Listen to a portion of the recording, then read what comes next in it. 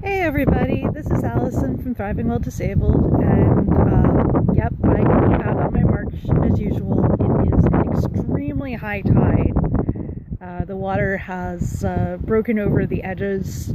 I'm a little further over than I usually am, but I just wanted to, share that. It is a beautiful day, though a little chilly, and today I want to talk to you about medical trauma.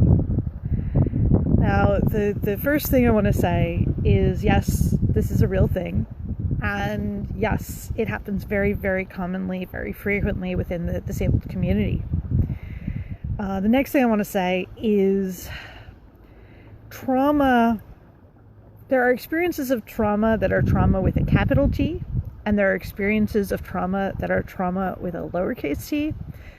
And both experiences are valid, and both types of experiences really should be labeled as trauma. What we usually think about as trauma is the trauma with a capital T. That's the big, huge, life-altering stuff. That's the diagnosis with a deadly condition. That's a car accident where people are seriously injured. That's losing someone that you love deeply. That's the trauma with the capital T, and that's what we tend to think about when we talk about trauma. But the reality is, there's also smaller traumas with a lowercase t. Things that are hurtful and upsetting and really dig in deep, even though they are smaller and not in and of themselves necessarily life-altering. Hi, Shahar. So, like, trauma with the lowercase t can be all kinds of things, but they very often hit us kind of unexpectedly, or they're things that we build into our lives and often aren't even willing to recognize as traumatic events. People who grow up in an abusive household, for example, are dealing with lowercase t traumas on a daily basis with the occasional uppercase T trauma. And one of the big problems is if it's an uppercase T trauma, you can point to that and say, right, that thing was really bad. It altered my life. And I have a definite before and after. Traumas with the lowercase t are more insidious. They dig in. They're often normalized. We look at them and go, yeah, that's how life works. Keep moving, But the reality is, those traumas with a lowercase t can severely impact who we are, how we live, how we view ourselves. And most often, it's a negative impact. Most often, it's painful and in some way, shape, or form debilitating. For those of us with chronic medical conditions, those lowercase t traumas in the medical field can be things like repeatedly having people do a really bad job of taking blood samples.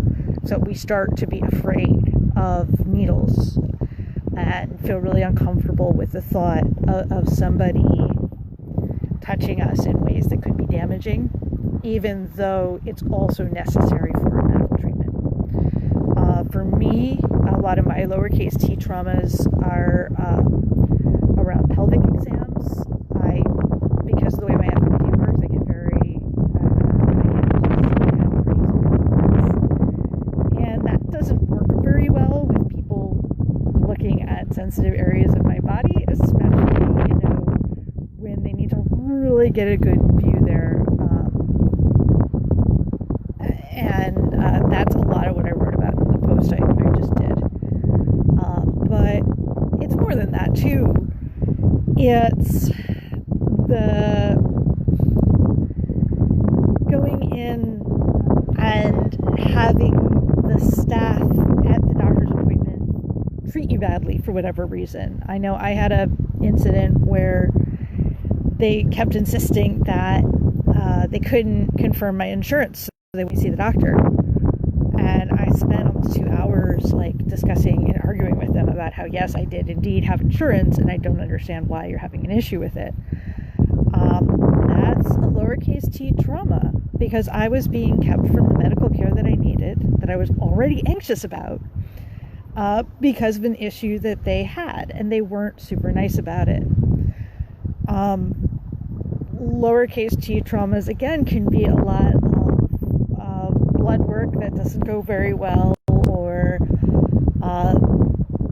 tests that should be simple, but somebody has a technical problem, or is rude about it, or does or says hurtful things. All of these are lowercase t traumas. We're being treated as less than what we are. We're being put down. We're maybe getting these messages that we're asking for too much, our expectations are too high, or that we aren't worth that time and effort. And all of that is damaging to our psyches, is damaging to our state of mind, is damaging to our mental health, and we deserve to be treated better. And I'm just coming on here to talk to you and say, yes, those experiences can be defined as traumas.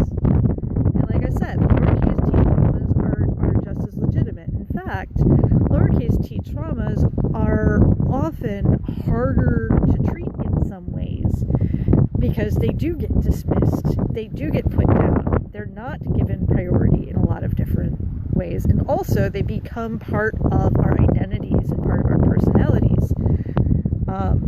If you grow up and are consistently treated in a negative fashion, you don't necessarily process that it's unhealthy. You don't necessarily process that that's somebody else putting something on you, not who you really, the reality of who you are. You're getting a skewed perspective on things. And as even a self-defense mechanism, you might bring in that skewed perspective and hold on to that as part of who you are. And that makes it harder to do other things or be successful.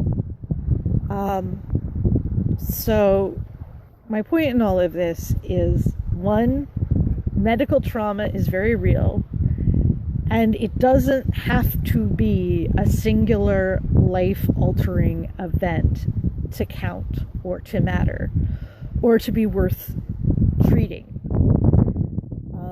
I found that when I shared out my post on this, I got a lot of responses. Multiple friends of mine immediately responded with their own medical trauma stories. Or when I posted on Twitter, people immediately shared how they got hurt or what went wrong for them. And a lot of it was in the category of trauma with a capital T, and I don't know if they were willing or able to recognize it as much before. Trauma is painful, and it takes processing both mentally and emotionally, and a lot of times we're talked to about that mental, intellectual processing, but not as much about that internal emotional processing. And that's also a necessary and important step. So for more talk about trauma, feel free to read my posts on medical trauma. But I just wanted to come in here and acknowledge trauma is real. Trauma has a variety of really powerful definitions. And even relatively small seeming things can have a huge impact on your mental and emotional health. And all of that is completely, utterly valid and is something that's worth your attention, worth your processing, and will help you push for better treatment in the future. And you deserve it. All right? So it's been really good talking to you today. And I will talk more in the future. And until next time, keep thriving.